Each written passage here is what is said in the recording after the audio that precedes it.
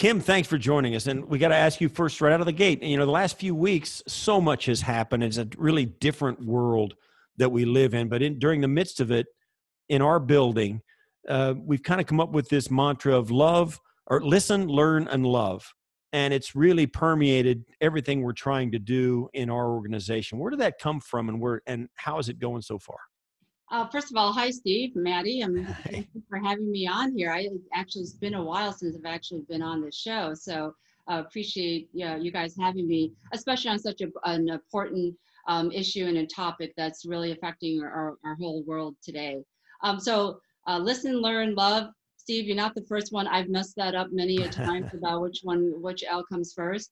And I'm not sure exactly who came up with that specific mantra, but I do know that the intent behind that is the fact that everyone wants to know, when the protests happened, when George Floyd was killed, when the kind of our world got upset, people wanted to know, what can I do? How can I show my support? I want to be able to do something, but I don't know what. And these are some of the emails that I got from our internal staff across all our properties. And when I had conversations with some people in our Black community, and especially the ones in our organization, they said, listen, we just want people to listen, right? Like we just want to have the conversation. Like, we know this is not hard, but we just feel like now is the time that people just have to, first step is just listen, right? And learn about what other people are going through and the experiences that here. We just want to share and talk with people. And so I think it just came from kind of this idea that this is what our staff, just said, this is what we need. This is what we want to do. We want to listen. We want to learn about it. And we want to be able to, love each other in all our views, in all our opinions. And I think that's, it really has been resonated so well with the whole staff. Players and coaches all around the NFL, including the Bills organization, have been using their platform to speak out about this subject, racial injustice and police brutality, whether it's in press conferences or whether it's on their Twitter channel or Instagram. We've seen it all around. What's your biggest takeaways on players using the platform that the NFL presents them for something that's good, for something that is important to hear and to listen and to educate ourselves on? Yeah, listen, this topic is not easy for anyone. And certainly, I'm sure there are many out there who also disagree about using football as a platform, whether it's the league or whether it's the Buffalo Bills and the players. But I think that especially this time that we have, especially with the pandemic kind of layered underneath all of this, this is not a political issue. It's not a club issue, a league issue, industry issue. This is really a humanitarian issue. It's about a common bond that we have across every person that's is alive in this country. So I think that it's a little bit different in that being allowed to use the platforms and to raise the awareness. And I think it's really, a way for people to really understand and look at players, coaches, owners, staff as real human beings, as people, and not just the player or the coach or, this pedestal that sometimes sports gets set up on. Yeah, the Bills have also cultivated a justice committee, a social justice committee that is formed with employees and people from all sides of the issue. And unfortunately, even for the Buffalo Bills, and maybe especially for the Buffalo Bills, we've got people in our building that this is right in their wheelhouse. They've been both victims of it. They've seen it firsthand. It's happened to them. And that firsthand knowledge helps help the rest of us to understand. What about the social justice committee, and where did it come from, and how's it going? Sure. The Social Justice Committee was a joint partnership about 3 years ago with the league and the clubs and the players, right? And so each club was asked to it's a voluntary. Each club was asked to have players that wanted to be part of this. our CR team and others, as well as like Marlon Kerner, on our staff, helps facilitate and helps them execute, because there's a lot of the stuff we do is in season. And they raise money for causes that they feel are near to them, and it's very, like I said, it's very player led, and they decide where the funds go. And we opened up, we've opened up last year and the year before to the full, Bill's staff, and then as well as this past year as well as the PSE staff to contribute.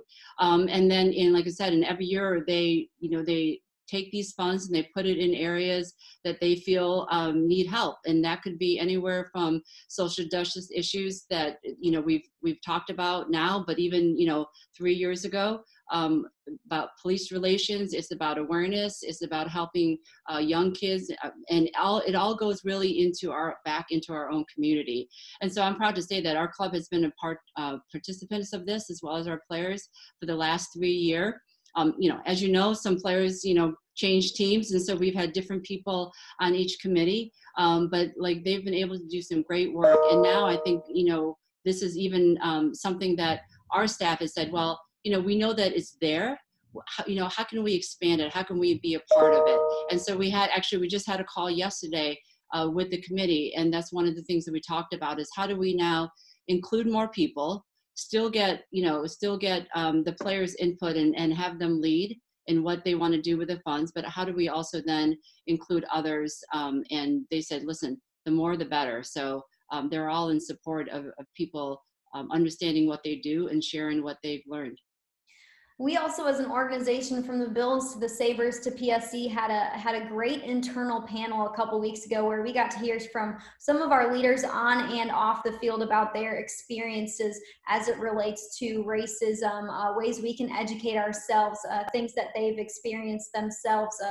The Bills and the Sabres and PSC are observing Juneteenth as a holiday this year. Why is it important to take a day like Juneteenth and many other days just to continue to educate ourselves and to learn, and to not look at it as a day to kick our feet back and relax and do nothing in terms of educating ourselves on a subject like systemic racism? Yeah, it's funny because, being a female, being Asian, so I kind of get put in that minority category, and even just talking, in various to people, conferences, leagues, being on different diversity committees. So I always thought I'm a really good supporter. I'm right there, but I like even just in the last month or so, I really learned a lot that I didn't even know that I didn't know, right? And Juneteenth Day was one of them. And I'm embarrassed to realize my birthday is in June. My son's birthday, June is a big holiday around our house. And I did not realize the significance of the night of Friday the 19th. And so I was, when it got brought up to me, I said, listen, especially, in today's world. And although this is something we want to do consistently year after year, that, I need to learn more. I need to listen. I need to understand. And so that's why we just felt that this was an appropriate time to help staff as a follow-up, especially to our town hall that we had with some of our staff, to continue down that path of listening and learning and understanding what it means and how significant it is for our whole country and for humanity. So like I said, I'm happy to do it. And we also had, some links for people to learn and understand and ask questions. And we're just asking staff that, this year that you take the time and to have the conversations with, whether it's your family, your friends, people that or even strangers, but really use it for a day of reflection. Yeah, a lot of people may not know it, but you are on the National Football League's Diversity Committee. Explain your role on that, and also your role in the Quarterback Summit, one of the meetings where Leslie Frazier took part as a defensive coordinator, about how to get minority candidates into a better position to advance their careers in coaching and even in the executive side of the NFL. Right. Yeah. No, I know you guys were in our town hall, but I will say you could see from Leslie when he talked, the passion that he has, and that's something I really didn't know about Leslie. He's been our defensive coordinator, and you see him as a coach for the last 3 years.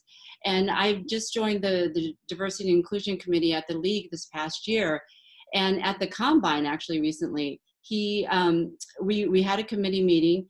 And Art Rooney is the chair of the committee and is led by several people in the league as well. And so at the combine, when we had our meeting, they brought in a variety of people. And Leslie was one of them.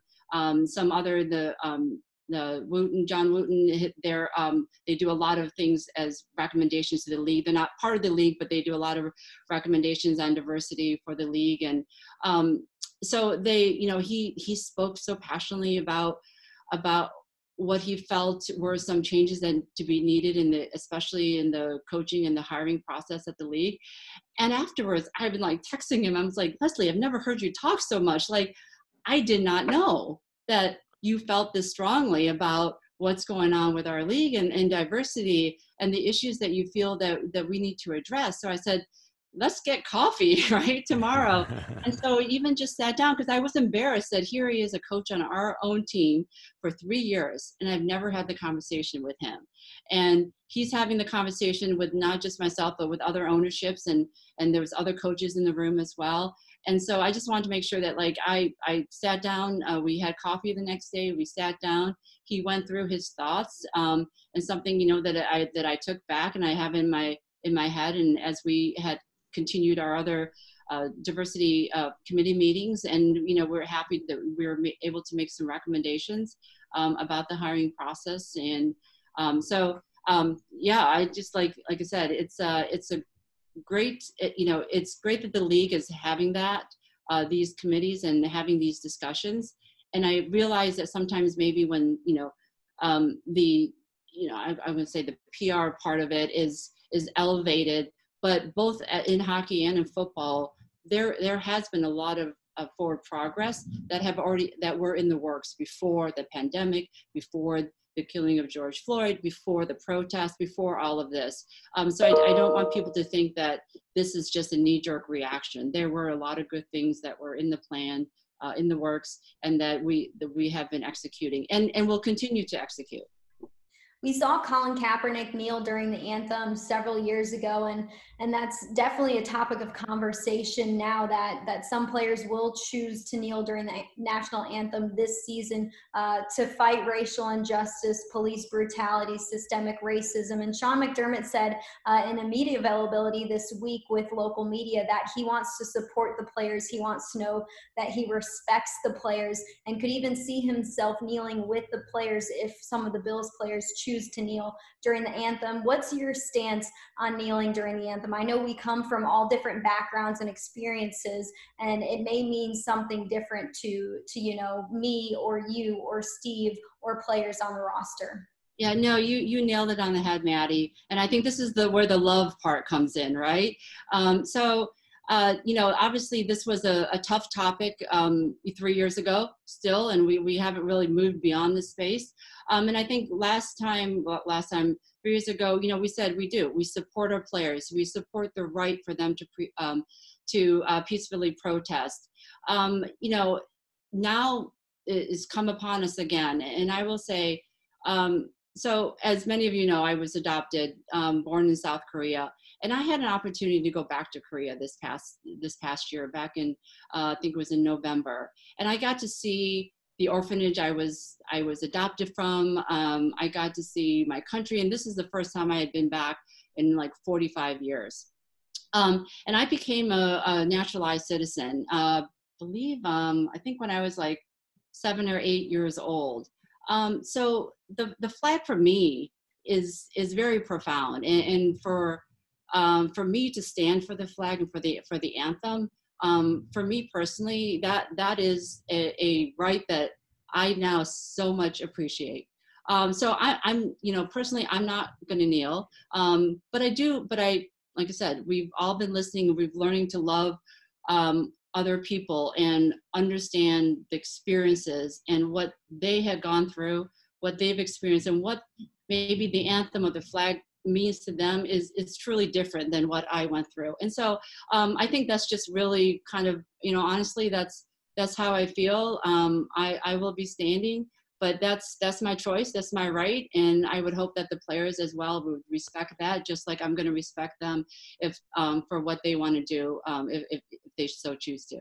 And I think it's interesting to note, and I said this to Maddie at the end of our program yesterday, was that what a different world we live in now than we did in 2016 when Colin Kapernick knelt, and there was an outrage about that. And now so many of us have come to a greater understanding of what he was trying to do. And it was not a protest about the flag. It was not a protest about the anthem. It was a protest about injustice. And that injustice has been shown to us graphically over the past month. And what a different world it has made for us. And as painful as it is for a lot of us to get here, it is amazing. And perhaps you can say, if it is or not to you, how amazing it is that all of us have moved so far in such a short time. Well, yeah. And I think, and I would hope that our players or anybody would understand that if I'm standing, that does not mean that I am against inequality, that I'm, that I'm for, racism. Certainly it's not. I mean, like I said, it's, and the same goes for, our players. Like certainly if they choose to kneel or whoever, wants to